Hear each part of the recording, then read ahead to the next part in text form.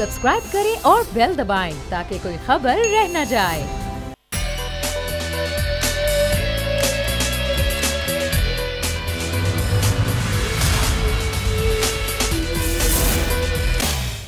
Programme में मैं सुमैया रिजवान आपको खुश आमदीद कहती हूँ। नाजरीन, अगर हम कश्मीर की बात करें तो कश्मीर में 1 माह हो चुका है, कर्फ्यू नाफिज है। जुल्म बर्बरियत की दास्तानें भारतीय फ़ौज की जानिब से रकम की जा रही हैं और 1 माह हो गया है कश्मीरी बहन भाइयों को ये जुल्म शिद्दत बर्दाश्त करते हुए।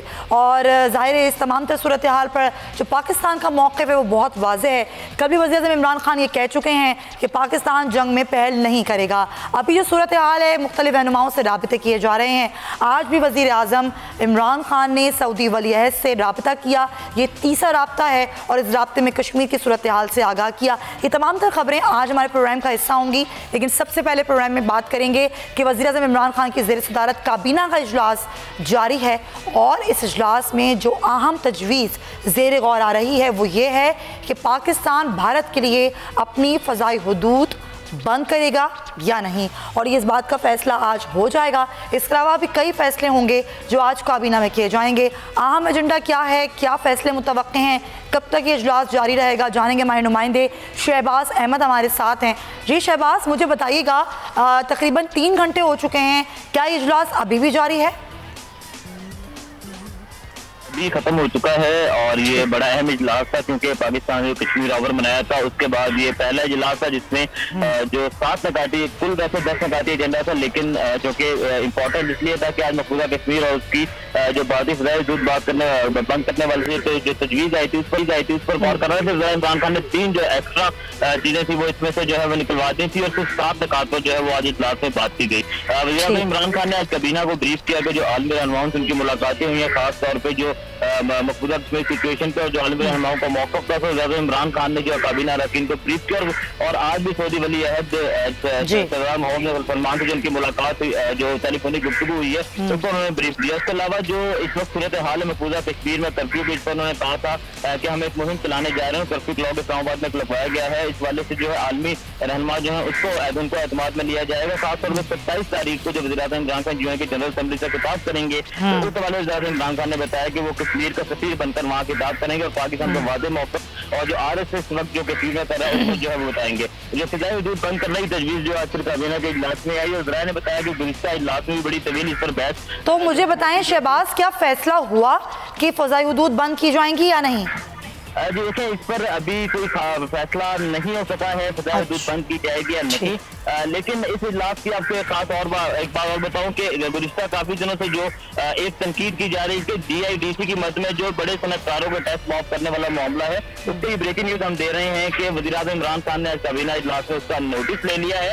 और वज़ीर आज़म इमरान खान ने जो उमर अयूब है वज़ीर तवानाई और जो नदीम बाबन है मुआविन ख़ुसूसी, उनसे तफ़सीलात तलब करनी है और साथ साथ ये भी कहा जो मीडिया में जो खबरें चल रहे हैं उसके सोशल मीडिया की तनकीद जो है उस पर वजाहत दी जाए। तो अभी 6:10 पर जो है वज़ीर आज़म मुआविन ख़ुसूसी इत्तलात रज़ाशी का बाद वाशी टीम के हमरा प्रेस कॉन्फ्रेंस करेंगे, जिसमें वादे मौक़िफ़ जो DIDC की मद में जो 200 अरब से ज़ायद जो कर्जे माफ किए थे उस वाले से बताया जाएगा। वज़ीर आज़म का नोटिस ले लिया, ये ब्रेकिंग न्यूज़ आपको दे रहे हैं। उसके अलावा आज काबीना में जो है कुल 7 नकाती एजेंडे पर जो है वो बात की गई। इसके अलावा कुरैशी ने ये भी बताया कि पाकिस्तान के जो इस्लामाबाद को सफारतकार का इस्तेमाल करके बड़ा मरकज बना रहा है और पाकिस्तान आइंदा हफ्ते में बड़े बड़े मुल्क वज़ीर ख़ारजा जो है वो पाकिस्तान का दौरा करना है, जिसमें पाकिस्तान का मकसद ये है कि पाकिस्तान जो है उनको मकबूजा कश्मीर की सूरत हाल से आज़ाद करेगा। पाकिस्तान ने फारसी सतह पर बड़ी जो है वो कामयाबी हासिल कर ली है और मोदी का जगह पर जो है वो एक्सपोज कर दिया है।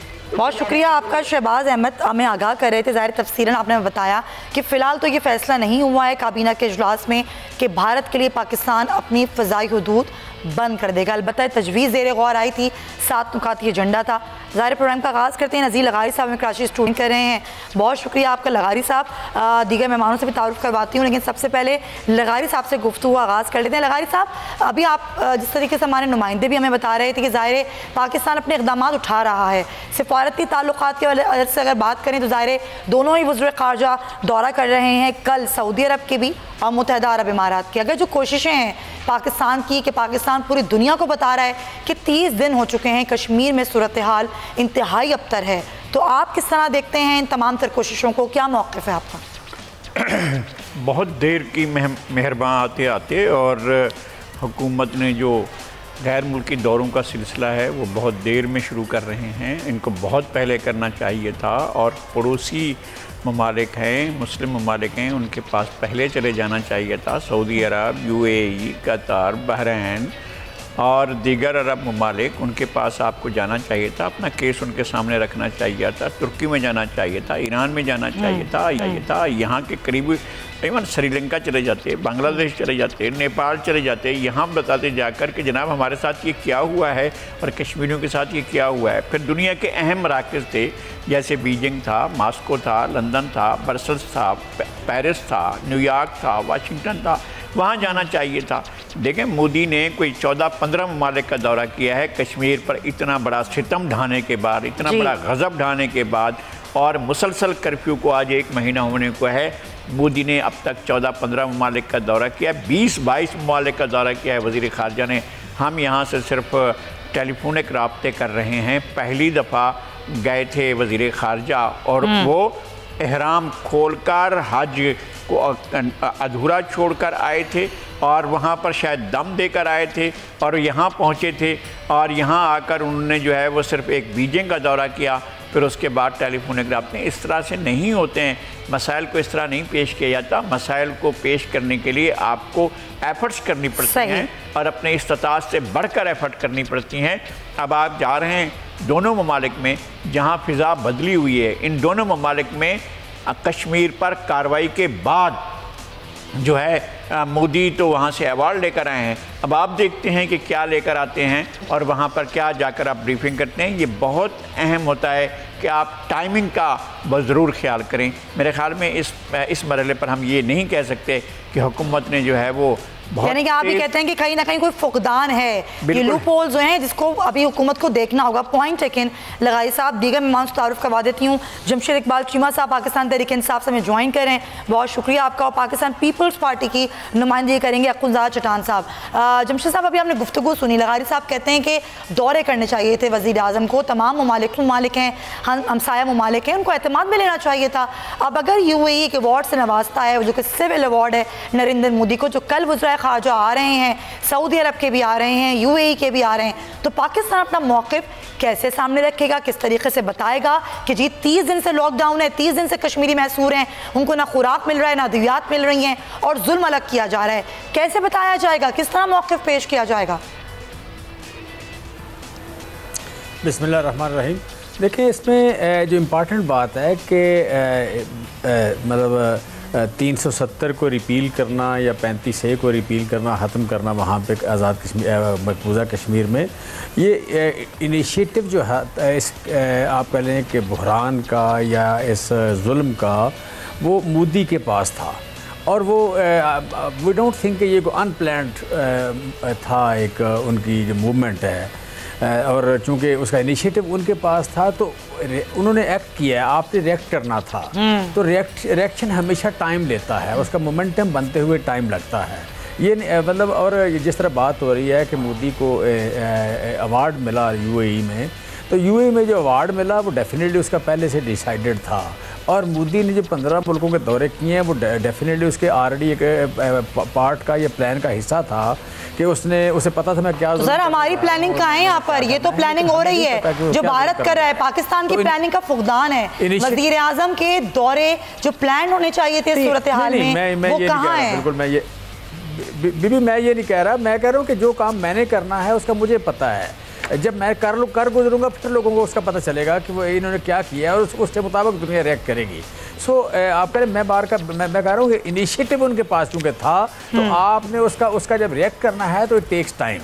सो ये जो मूवमेंट शुरू हुई, आप पहले लगारी साहब जो बात कर रहे हैं, बात उनकी ठीक है कि ये ज़्यादा तेज़ होना चाहिए, विज़िट होने चाहिए, इसमें कोई लूप होल भी हो सकता है, लेकिन ये एक बात को हमेशा याद रखें कि जब आप रिएक्ट करते हैं तो मोमेंटम बिल्ड करते हुए आपको टाइम लगता है, ये एक फैक्ट है। आपने मुल्कों के पास जाना है, आपने सिर्फ पड़ोसियों के पास अपने घर के दूसरे बंदे को नहीं बताना, चौक में खड़े हुए लोगों को नहीं बताना, आपने मुल्कों के पास जाना है, उनकी आप पहले उनके साथ पहले आपने निगोशिएट करना है, कुछ ना कुछ आपने जाने से पहले आपकी सफारतकारी के लेवल पे कुछ तय होने हैं कि वो क्या बयान देंगे, वो रिएक्ट कैसे करेंगे, आपको कैसे सपोर्ट करेंगे, कितनी करेंगे, उसकी हदूद क्या होंगी और आपका मुश्तरका एलामिया क्या होगा। ये चीज़ें ऑलमोस्ट तय होती हैं, ये नहीं कि जाके आप बात करते हैं, वहाँ कन्विंस करते हैं, फिर लोग चलें जी, यानी कि तय होती हैं। चलें हम देखेंगे वैसे तो पाकिस्तान की जो कोशिशें हैं हो चुका होता है, बिल्कुल सही, हुकूमत की जो कोशिशें हैं अभी फ़िलहाल तो बहुत ही अच्छी हैं। अगर हम सिंध देखें सिफारती तो बड़ी दुरुस्त सिंध में जा रही हैं, लेकिन अभी मज़ीद इन कोशिशों को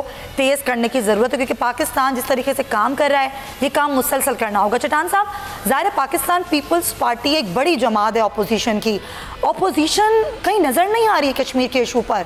अगर कोई प्रेस टॉक होती है, कोई प्रेस ब्रीफिंग होती है तो वो अपने आप से मुतालिक होती है, अपनी पार्टी से मुतालिक होती है। कश्मीर के मामले पर पाकिस्तान पीपल्स पार्टी का कोई वाज़ेह मौक़िफ़ अभी तक हमारे सामने नहीं आया। बिस्मिल्लाहिर्रहमानिर्रहीम। देखिए जी, पाकिस्तान का जो मौक़िफ़ है और कश्मीरियों का जो मौक़िफ़ है, इस पर तो पाकिस्तान पीपल्स पार्टी खड़ी है। मुझे नहीं पता कि आपको क्यों याद नहीं आया कि जब ये कश्मीर का वाक़या हुआ तो चेयरमैन बिलावल भुट्टो साहब ने कहा कि आओ एक पार्लिमानी मुश्तरका इजलास बुलाओ और सबको एक पेज पे करो और दुनिया को पैगाम दे दो कि कश्मीर पे हम एक पेज पे। सर हमें ही पता है कि उस मुश्तरका इजलास में क्या हुआ। बिलावल साहब कश्मीर गया जी। सुमैया, आप मेहरबानी करके जिस तरह आप दूसरों को सुनते हैं इस तरह मुझे भी सुने, नहीं तो फिर मैं नहीं बोलूंगा, मैं आराम से बैठ जाऊंगा। अगर आपने मुझे सिर्फ दिखाना है, सुनना नहीं है। जी जी, सुनाए सुनाए। फिर बिलावल साहब गया वहाँ पे कश्मीर में ईद की नमाज पढ़ने, वहाँ पे गया। इसके बाद गिलगित बल्तिस्तान गया। ठीक। हमारे और हुकूमत के मौक़िफ़ में ज़मीन और आसमान का फ़र्क है। हम बात करते हैं श्रीनगर के, हम वही बात करते हैं जो कश्मीरी कहते हैं कि पाकिस्तान का मतलब क्या, ला इलाहा इल्लल्लाह, पाकिस्तान से रिश्ता क्या, ला इलाहा इल्लल्लाह, और कश्मीर बनेगा पाकिस्तान। ठीक। ये सिलेक्टेड हुकूमत ये बात नहीं करते हैं। सिलेक्टेड हुकूमत कहते हैं कि अगर आप आज़ाद कश्मीर की तरफ बढ़े तो हमारे फौजी तैयार है और हम मुंह तोड़ जवाब देंगे। कोई कहते हैं हमारे पास 1 किलो का एटम बम है, कोई कहते हैं हमारे पास 1 चिटांग का एटम बम है, कभी कहते हैं 2 इंच का मिसाइल है, कभी कहते हैं 100 गज का हमारे पास मिसाइल है। इनका और हमारे मौक़िफ़ में ज़मीन आसमान का फ़र्क है। और ये सिलेक्टेड हुकूमत ने इसराइल, इंडिया, अमेरिका के साथ कश्मीर पे सूदाबाजी की है, और ये मैं इल्जाम नहीं लगा रहा हूँ, मैं आपको इक़दामात से साबित कर रहा हूँ इस हुकूमत के। तो आपने मुझे चुप करा दिया, आपने एंकर को बोल दिया, चुप करके सुने। मेरे बात को मुकम्मल करे, फिर आपकी जो मर्जी आप बोले। एक बार मेरा मौक़िफ़ सुने, चले सवाल रह जाएगा ना, फिर आप सवाल करें ना। एक बार मेरा मौक़िफ़ तो मुकम्मल तौर पे सुने, फिर आप 100 सवाल करें। आपने मुझे सवालों के लिए बुलाया है, लेकिन मेरा मौक़िफ़ तो सुने कि मेरा मौक़िफ़ क्या है जल्दी से। जी जी। मैं हुकूमत के इक़दामात पे आप गौर करें। ठीक। जब मुश्तरका इजलास बुलाया जाता है और हम सारे मुत्तफ़िक़ हो जाते हैं तो मरियम नवाज को गिरफ्तार किया जाता है। ठीक है।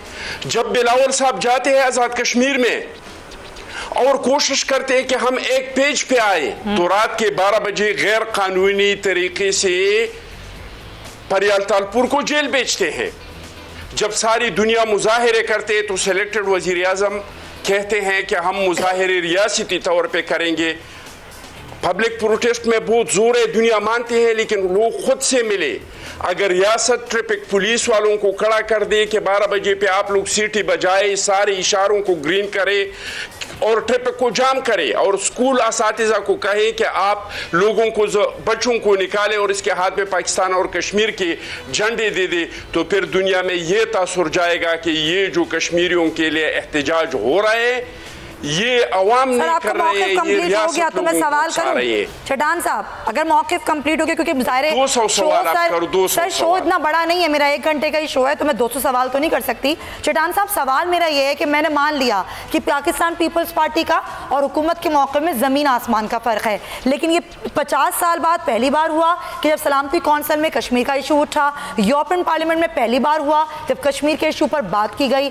सर अगर हम बात करें कश्मीर के मामले की, तो कश्मीर कश्मीर के मामले पर पहली बार जिस तरीके दुनिया आवाज़ उठा रही है, इंसानी हुकूक की तंजीमें आवाज़ उठा रही हैं, तमाम तर दुनिया एक बात पर मुत्तफिक है कि कश्मीर में जुल्म हो रहा है। 50 साल में पहली बार इस तरीके की आवाज़ उठ रही है जो पहले नहीं उठी। मेरा सवाल ये है कि अगर हम अपने इख्तलाफात भुलाकर, ज़ाती इख्तलाफात भुलाकर, अगर हम एक कौम की तरह एक पेज पर आ जाते हैं तो क्या बुराई है इसमें? सुमैया, आप मुझे भी सुनी, शायद आपके सवाल से मेरा जवाब बहुत मुख्तसर होगा। पहले तारीख में इंडिया ने कभी इस तरह का जुर्रत नहीं किया है कि वो कश्मीर को मर्जर करे, वो 370 को और 35 को हटाए। ये इस हुकूमत में वो, और इसलिए मैं कह रहा हूं कि ये जुर्रत पहले किसी ने नहीं किया है। ये सिलेक्टेड हुकूमत ने इसके साथ मुआहिदा किया है, फिर ये इक़दाम हुआ ये। और अगर दुनिया आवाज़ उठा रही है तो इसमें हमारे वज़ीर ख़ारजा का, इसमें हमारे सेलेक्टेड वज़ीर आज़म का, इसमें हमारे एम्बेसीज का कोई अमल दखल नहीं। हमारा तो कोई लॉबिंग नहीं है, हमारे वज़ीर ख़ारजा तो कहीं नहीं गया, हमारा वज़ीर आज़म तो मुल्क से नहीं निकला। ये मोदी का इसका क्रेडिट जाता है कि मोदी ने इतना जुल्म किया कश्मीर पे। और जो आप सलामती कौंसिल के बात करते हैं तो वो चाइना ने लद्दाख पे, आपको सारे हकीकत का पता है। अगर जमशेद चीमा साहब कही तो इनका तो पार्टी है, वो तो कोई भी झूठा मुद्दा ले सकती है, लेकिन आप क्यों ले रही है? सर मैं तो आपसे सवाल कर रही हूँ, आपको नहीं पता कि ये श्रीनगर की बात नहीं कर रहे हैं, ये आजाद कश्मीर की बात कर रहे हैं। सर आप जो अभी पिक्चर दे रहे हैं वो पिक्चर तो नहीं है। अगर हम एक तनकीद भी करते हैं तो एक जगह में अच्छी बात भी तो करनी है ना। क्यों नहीं हम है? तो सवाल कर रहे हैं। चले मैं आपको जवाब ले दूं ना, जो आप कह रहे हैं ना, मैं इल्जाम भी लगा रहा। जमशेद साहब क्या मुआहदा किया आपने नरेंद्र मोदी से जो अपोजिशन इल्जाम लगाती है आप पर? देखिए बेसिकली आप कह लें, मुझे एग्जैक्ट नहीं पता कि चटान साहब का मौक़िफ़ क्या है, क्योंकि मेरी बहुत ज़्यादा पर्सनल आप कह लें कि प्रोग्राम की हद तक है, मुझे ज़्यादा पता नहीं है। लेकिन इनकी पार्टी का जो मौक़िफ़ है वो तो ये है कि बेनज़ीर साहिबा मरहूमा जो हैं, उन्होंने जब राजीव गांधी यहाँ पे आए तो उन्होंने सारे कश्मीर के जो बोर्ड थे हटा दिए थे, और उन पर इल्ज़ाम था कि उन्होंने सिखों की जो खालिस्तान की लिस्टें थी वो दी थी। तो आप उससे इनका हट के मौक़िफ़ है, और फिर भी पीपल्स पार्टी में, तो ये मेरे लिए बड़ी हैरानगी की बात है। फिर देखें कि अगर फरियाल तालपुर साहबा का जो गिरफ्तार होना है वो अगर कश्मीरियों से बड़ा सान्या है और उसका दुख ज़्यादा है, और उसकी बेस पे बिलावल साहब बात करते हैं, या फरियाल आप कह लें ये चटान साहब मेरे साथ एक दूसरा प्रोग्राम कर रहे हैं कि और प्रोग्राम वहाँ भी इन्होंने यही बात की। फरियाल तालपुर साहबा को रात 12 बजे अस्पताल से लेके वहाँ गए, तो इनके नज़दीक ये बड़ा सान्या है, ये बड़ा जुल्म है, ये बड़ा क्राइसिस है एज़ कम्पेयर टू कि 80 लाख एक जगह और 32 लाख एक जगह कश्मीरी जो हैं वो हिरासत में है, और पिछले 30 दिन से हिरासत में है। एक मुल्क को जेल बना दिया गया, उससे वो छोटा इशू है और ये बड़ा इशू है। तो फिर जितनी आज़ादी ये चाहते हैं, जितनी आप कह लें ये परफॉर्मेंस इनकी है वो और फिर मैं दो बातें मैंने तारीख के हवाले से दी हैं। ये इल्ज़ाम इन पे इनके आजकल के जो इत्तेहादी हैं मुस्लिम लीग नून के, वो लगाते हैं कि आप कह लें इनके वज़ीर दाखिला ने सिखों की लिस्टें दी। और दूसरा ये तारीख का हिस्सा है कि बेनज़ीर साहबा ने इस्लामाबाद से वो हटाया। और फिर तीसरी बात जो नरेंद्र मोदी की कहते हैं कि उन्होंने जरूरत नहीं की, भाई जब आपके कायदे अवाम जो थे वो जब वज़ीर आज़म थे उस वक्त 90,000 फ़ौज भी रही, और आप कह लें कि आपका बांग्लादेश जो है जो मशरक़ी पाकिस्तान एक आज़ाद था जिसकी एक बाकायदा सरहदें थी, एक डिसाइडेड था, वो फारग हो गया। और फिर भी आप इस तरह के ड्रामे करते हैं तो बड़ी बात है जी, फिर हम क्या कह सकते हैं। लेकिन मैं एक मौका मैं देना चाहता हूँ जी कि देखें ये जो कश्मीर के साथ बदकिस्मती हुई वो ये हुई कि कश्मीरी जो हैं कश्मीरियों की तहरीक जो है वो इंसर्जेंसी के तौर पर इंडिया उसको एस्टेब्लिश करने में कामयाब हुआ माजी करीब में। पिछले 30 साल उसने कहा कि ये पाकिस्तान से दारंदाजी होती है, दारंदाजी होती है, ये कश्मीरी हमारे साथ रहना चाहते हैं, हम पुरअमन मुल्क हैं, ठीक है, दारंदाजी होती है। अब भी अगर कहीं बाहर से गोली चली गई, कहीं चला गया, एक नॉन स्टेट एक्टर चला गया तो दारंदाजी हो जाएगी, और दारंदाजी हो जाएगी। मैं समझता हूँ कश्मीरियों को आज़ादी मिलनी है इंडिजिनस तहरीक से, हम उसको सफारती महाज पे करें सपोर्ट, हम उसे बिल्कुल जमशेद साहब आप सही कह रहे हैं कि पाकिस्तान को कोशिशें वो करनी है। देखिए तनकीद तो अपोजिशन करेगी, लेकिन हुकूमत को कोशिशें अपनी कम नहीं करनी है। करतारपुर राहदारी भी ऐसा ही मामला है जहाँ पर हुकूमत अपनी पूरी कोशिश कर रही है। बार बार वज़ीर आज़म मौक़िफ़ दे चुके हैं कि करतारपुर पर कोई समझौता नहीं किया जाएगा। अब तीसरा दौर कल से शुरू हो रहा है। करतारपुर पर मुज़ाकरात का क्या सूरत हाल वहाँ पर रहेगी, किस तरीके से मुज़ाकरात आगे बढ़ेंगे, गुलाम मुर्तज़ा हमारे नुमाइंदे हैं, उनसे जान लेते हैं। मुर्तज़ा, ज़ाहिर अहम वक्त है और इस अहम वक्त पर यहाँ मुज़ाकरात होने जा रहे हैं, तो हम इस पर भी बात करेंगे। और FATF भी एक बहुत बड़ा मामला है जिसमें पाकिस्तान की जो कोशिशें हैं वो काबिल सताइश हैं। और शाह महमूद कुरैशी साहब भी ये कह चुके हैं कि जो FATF वाला मामला है उस पर भारत बार बार दखल अंदाजी की कोशिशें कर रहा है, लेकिन ये दखल अंदाजी की जो कोशिशें हैं ये कामयाब नहीं हो पाएंगी। जो FATF का मामला है उस पर पेशरफ्त कहाँ तक हुई है और क्या मामला चले हैं, गुलाम मुर्तज़ा जानते हैं। मुर्तज़ा, मुझे बताइएगा, बहुत अहम मामलात हैं जो अभी फ़िलहाल चल रहे हैं और पाकिस्तान अपनी कोशिशें भी कर रहा है। FATF वाला मामला भी ऐसा ही मामला है जिस पर भारत दखल अंदाजी कर रहा है। क्या रिपोर्ट करेंगे आप इस पर? जी बिल्कुल, आपकी बात दुरुस्त है कि FATF का इजलास 8 से 13 सितंबर तक थाईलैंड के शहर बैंकॉक में हो रहा है और इस इजलास में जो सदारत है वो चीन के फाइनेंशियल इंटेलिजेंस यूनिट के सरबराह करेंगे। सही, चेयरमैन भारत के फाइनेंशियल इंटेलिजेंस यूनिट के सरबराह जो है वो शरीक चेयरमैन है। इसमें पाकिस्तान आज इस मरतबा जो 8 से 13 सितंबर का इजलास है अपना आखिरी दिफा पेश करेगा ग्रे लिस्ट के हवाले से, और इसके बाद एक इजलास मजीद होगा अक्टूबर के आखिर में, वो पेरिस में होगा। उसमें पाकिस्तान को ग्रे लिस्ट में रखने या ब्लैक लिस्ट में डालने के हवाले से फैसला किया जाएगा। लेकिन पाकिस्तान ने जो रिपोर्ट तैयार की है उन हमारे जराये के मुताबिक वज़ारत ख़ारजा, दाखिला और चारों सूबों की मुशावरत से नई रिस्क असेसमेंट जो है वो मुकम्मल कर ली गई है और मनी लॉन्ड्रिंग, टेररिज्म, फाइनेंसिंग की रोकथाम से मुतल्लिक ट्रांसनेशनल जायजा रिपोर्ट भी तैयार है। पाकिस्तान ने banking sector, non banking sector और फाइनेंशियल सेक्टर की सुपरवाइजरी जो कैपेबिलिटीज हैं उसमें इजाफा के हवाले से और स्टेट बैंक के जो नए इक़दाम उठाए गए हैं उनके हवाले से भी एक रिपोर्ट तैयार कर रखी है। तमाम मालियाती इदारों में गैर कानूनी सरगर्मियों की रोकथाम के लिए भी जो इक़दाम पाकिस्तान ने उठाए हैं, NGO को ब्लैक लिस्ट किया गया। बिल्कुल सही, पाकिस्तान अपने तमाम तर मामलात को कंप्लीट कर चुका है। मुर्तज़ा, आपका बहुत शुक्रिया। ज़ाहिर FATF पर अहम इजलास जो अक्टूबर के आखिर में होगा पेरिस में। अब ये जो सूरत हाल बन रही है, इस सूरत हाल में जो हुकूमत और अपोजिशन की रिफ्ट है, जो ये फ्रिक्शन है, ये किस तरह दूर होगा? पाकिस्तान के आम मामला चल रहे हैं और पाकिस्तान की जो हुकूमत और अपोजिशन है वो कहाँ जा रही है। बहुत शुक्रिया आपका जमशेद इकबाल चीमा साहब और अख्तुंज़ादा चट्टान साहब, आप दोनों का बहुत शुक्रिया। ये सवाल जो मैंने किया है इसके जवाब ब्रेक के बाद आके लेंगे। हमारे साथ नज़ीर लगारी साहब मौजूद हैं। स्टे विद अस।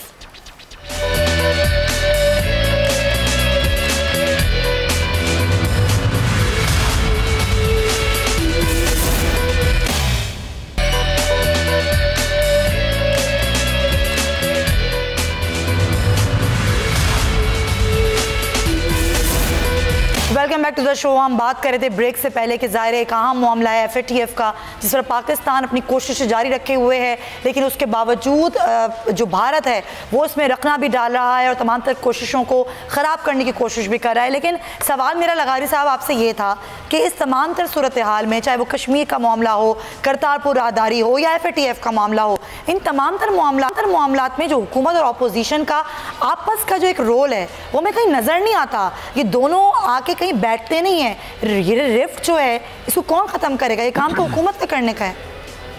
ज़ाहिर है हुकूमत ऐसा नहीं कर रही है। हुकूमत अपोजिशन को दीवार से लगा रही है और बंद गली में ले जाकर ऐसी जगह पर खड़ा कर दिया है जहां अपोजिशन आगे की तरफ पाकिस्तान की बेहतरी के लिए मूव करने की पोजीशन में नहीं है। जिस तरह से इंतकामी जज्बे के साथ हुकूमत काम कर रही है वो अपोजिशन के लिए मसाइल पैदा कर रहे हैं, मुल्क के लिए मसाइल पैदा कर रहे हैं। और हम आते हैं इसकी तरफ, FATF की तरफ। ये बहुत ही सेंसिटिव मामला है और पाकिस्तान के लिए ज़रूरी है कि वो इस सूरत हाल से निकले, ग्रे लिस्ट से निकले।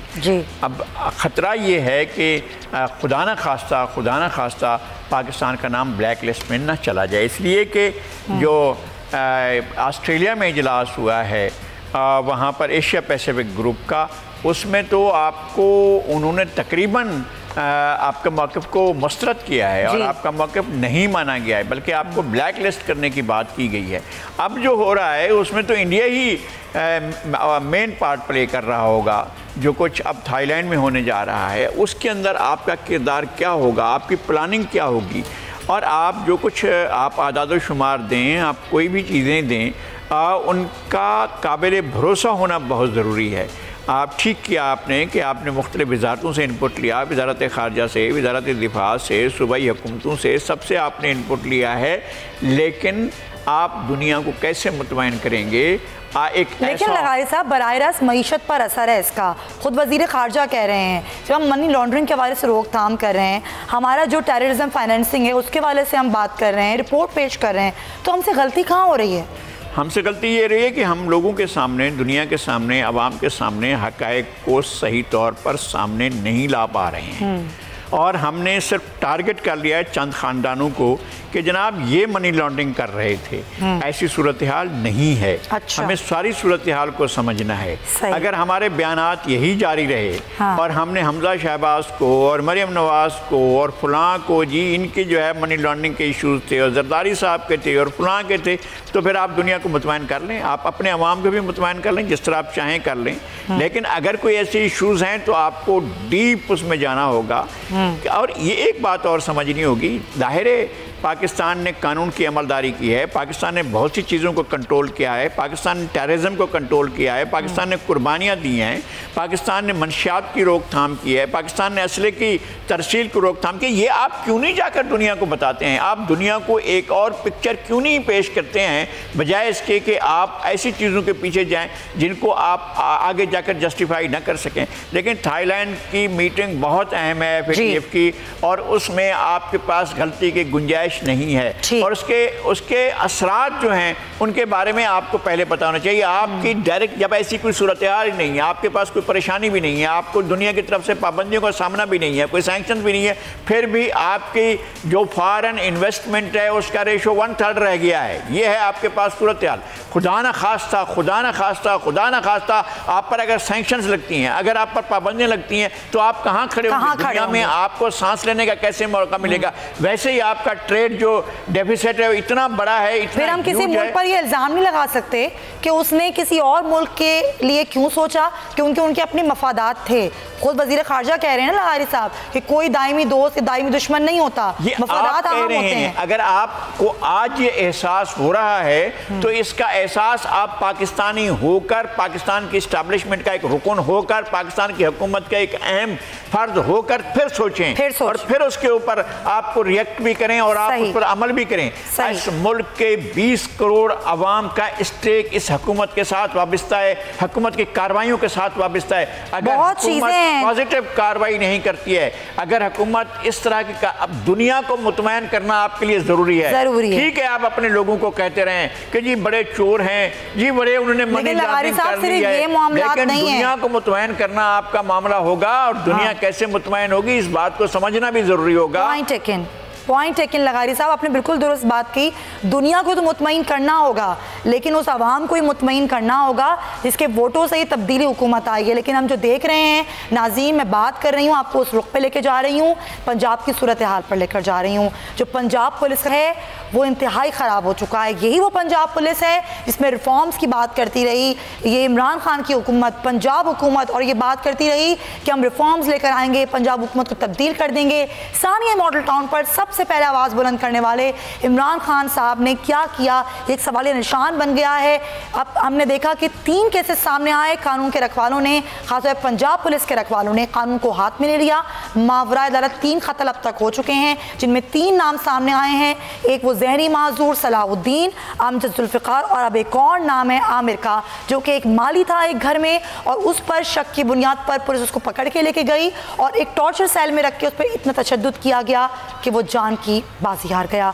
क्या है इसकी तफसीलात जानेंगे, जाबिर वक्कास हमारे साथ हैं। जाबिर, एक और ख़बर सामने आ गई है, कहाँ है इंतज़ामिया, कहाँ है पुलिस कि अपने ही पेटी बंद भाइयों के खिलाफ कोई कार्रवाई अब तक ना हो सकी?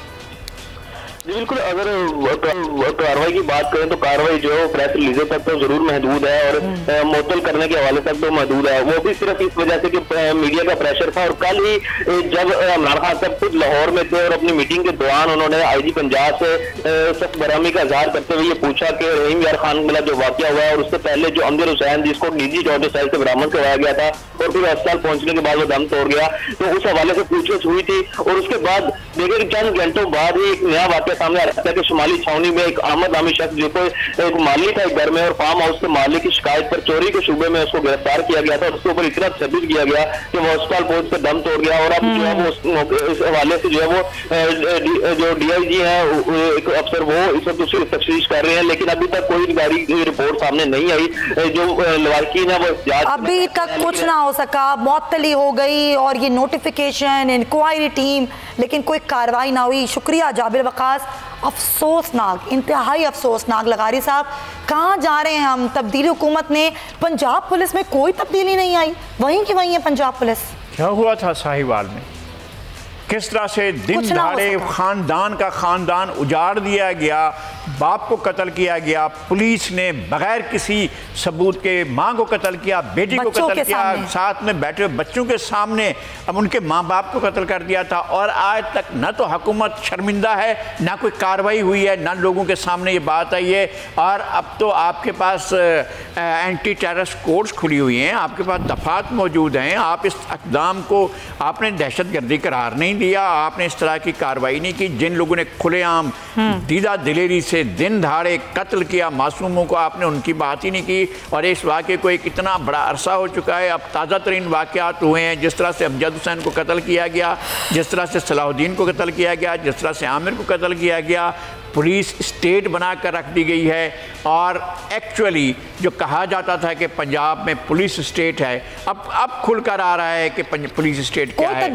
जहाँ कोई तब्दीली नहीं आई है। तब्दीली का एक नारा था, मेरे ख्याल है कि दोबारा बुलाया जाए इमरान इस्माइल साहब को और उनसे कहा जाए कि फिर से गाएं, रोक सको तो रोको, तब्दीली आई है, वो नए सिरे से गाएं ताकि लोगों को पता तो चले कि आप गाया क्या करते थे और नतीजा क्या निकला है। ये देखें, ये आपकी तब्दीली आई है। लगारी साहब, वज़ीर आला पंजाब उस्मान बुज़दार, जिनको हमारे इमरान खान साहब वज़ीर आज़म साहब ये कहते हैं कि वसीम अकरम प्लस हैं, सबसे ज़्यादा लाहौर के दौरे वज़ीर आज़म करते हैं, लेकिन इस तरफ तवज्जो क्यों नहीं है कि पंजाब पुलिस क्या कर रही है? हर वो शख्स जो कि कमज़ोर है, गरीब है, उस पर ये अक़ूबत खानों में जुल्म सितम किया जा रहा है।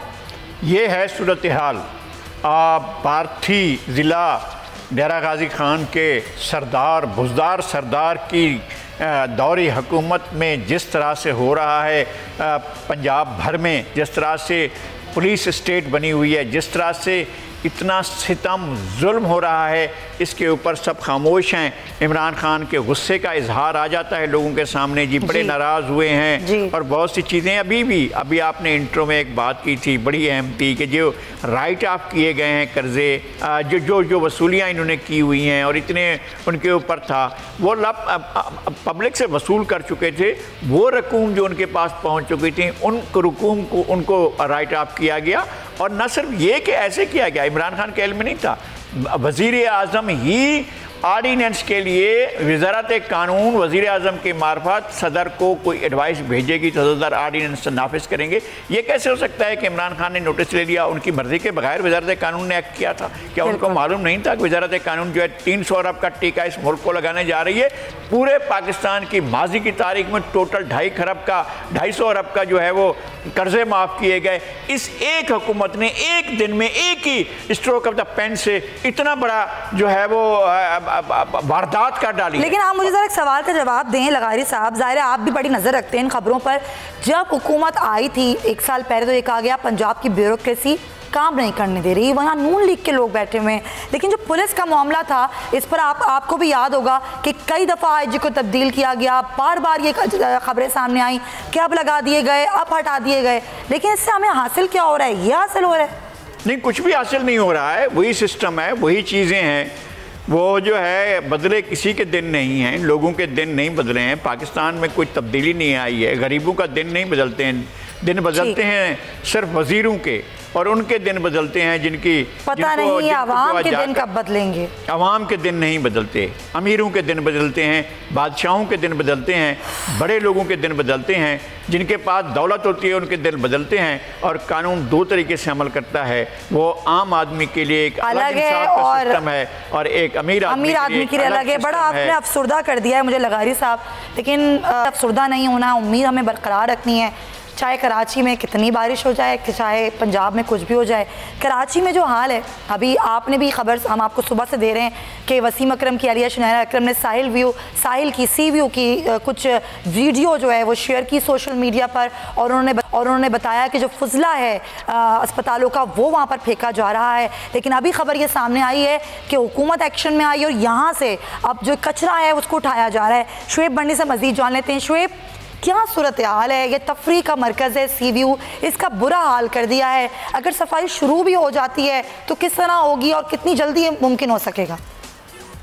जी सुमैया, कराची में सी व्यू पे चंकी मंकी जो प्लेलैंड है वहाँ से लेके सॉल्ट एंड पेपर रेस्टोरेंट तक सुबह सिरिंजेस और जो मेडिकल का फुसला होता है जिसमें यानी कि जिसमें ब्लड सैंपल्स लिए जाते हैं, उसकी जो टेस्ट होती हैं, उसकी बोतलें और जो कैनुला की ड्रिप्स होती हैं और जो दीगर मेडिकल सर्जिकल के आलात होते हैं वो अंदर पे सुबह बिखरे दिखाई दिए, जिसकी निशानदही वसीम अकरम क्रिकेटर जो है पाकिस्तान के, उनकी अलिया शनीरा अकरम ने की। उन्होंने कहा कि मैं समंदर पे रोजाना मामूल के मुताबिक वॉक पर आती हूँ। आज उन्होंने जब ये देखा तो इस मसले को उन्होंने समाजी वेबसाइट ट्विटर के जरिए उठाया और उसके बाद वहाँ पे पुलिस भी पहुंची, जिला इंतजामिया भी पहुंची।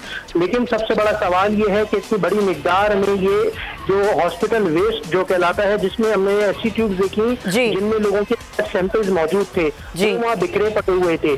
अब उसके बाद वहाँ ट्रैक्टर वगैरह पहुंचे हैं सफाई के लिए। सही, अभी तक ये मसला हल नहीं हो सका है। पुलिस ने भी वहाँ पे मसला अभी तक हल नहीं हो सका, लेकिन जब अब ये ट्रक्स पहुंच गए हैं जो वहाँ से कचरा उठाने का काम तो शुरू कर रहे हैं। अब देखना ये है कराची के लोग अल्लाह करे ये देख लें कि चले कराची नहीं साहिल ही साफ हो जाए, जहाँ पर लोग आते हैं और तफरी के लिए आते हैं, वहाँ बीमारियों का शिकार हो रहे हैं। बहुत शुक्रिया आपका शुएब बर्नी और लगाई साहब, आपका भी बहुत बहुत शुक्रिया। वक्त ख़त्म होता है, हम दुआ करते हैं और ये दुआ और उम्मीद के साथ प्रोग्राम का इख्तिताम करते हैं कि जो मसाइल हैं इसका अगर हल हुकूमत के पास नहीं है तो फिर हुकूमत बता दे कि इसका आखिर किसके पास है। इसी नोट के साथ प्रोग्राम का वक्त ख़त्म होता है। इंशाल्लाह आपसे होगी मुलाकात कल। अपना बहुत ख्याल रखिए। अल्लाह हाफ़िज़।